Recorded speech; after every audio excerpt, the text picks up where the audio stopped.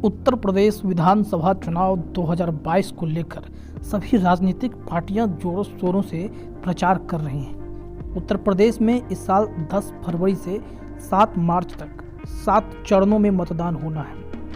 वोटों की गिनती 10 मार्च को होगी। हालांकि 10 मार्च को आने वाली असली नतीजे ही तय कर पाएंगी कि उत्तर प्रदेश में किसकी सरकार बनने जा रही है।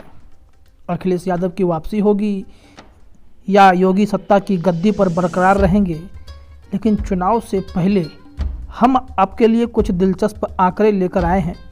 ये आंकड़े हैं प्रधानमंत्री मोदी के लोकसभा क्षेत्र वाराणसी और उससे सटे 5 जिलों को लेकर।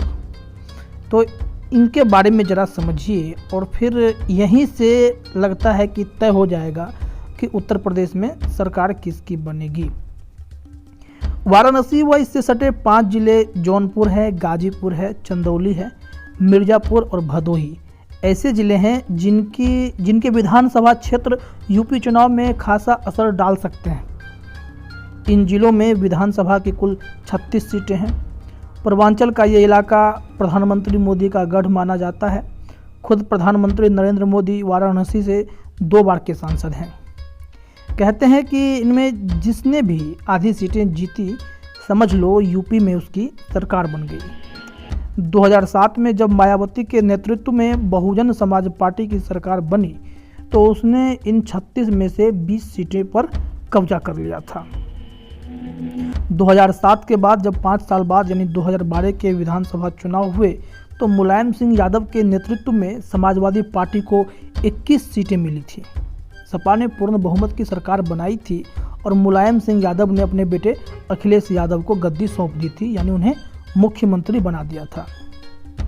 2017 के यूपी विधानसभा चुनाव में भारतीय जनता पार्टी बिना किसी सीएम चेहरे के चुनाव लड़ी थी, लेकिन इसके बावजूद पार्टी इन 5 जिलों की 36 में से 21 सीटें जीतने में कामयाब रही थी। पूर्ण बहुमत पाने वाली भाजपा ने बाद में योगी आदित्यनाथ को यूपी का मुख्यमंत्री बनाया।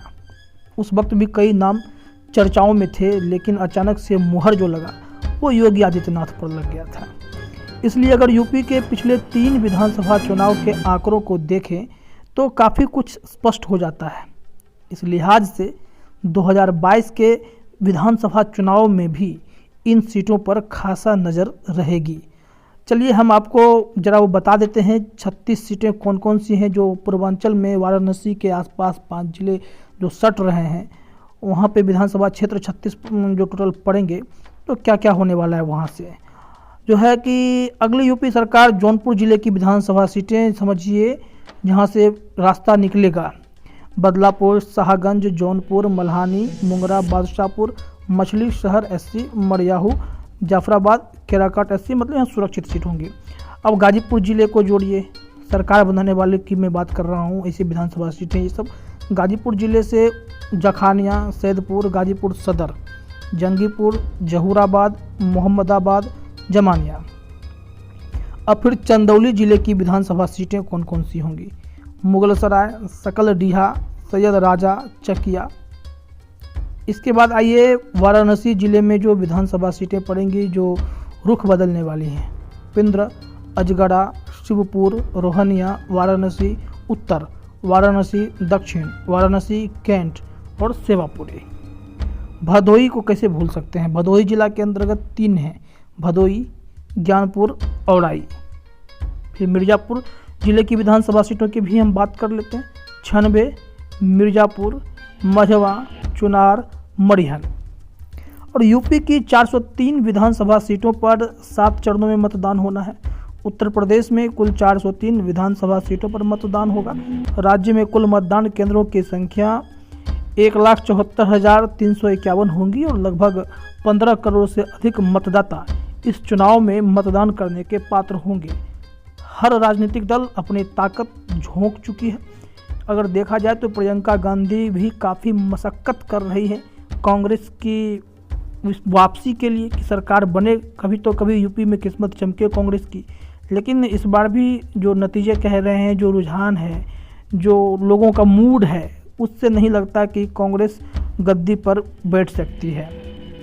कांटे की टक्कर फिर से एक बार मुलायम सिंह के परिवार में और फिर यहाँ भाजपा के बीच ही आपको देखने को मिलेगी।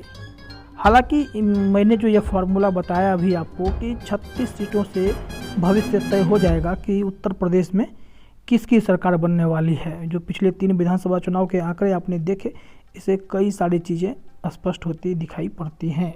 तो देखते हैं, जैसे ही मतदान शुरू होगा हर चरण का एक विश्लेषण होगा, कौन जीतेगा कौन हारेगा वो आपको पता चल जाएगा। धन्यवाद।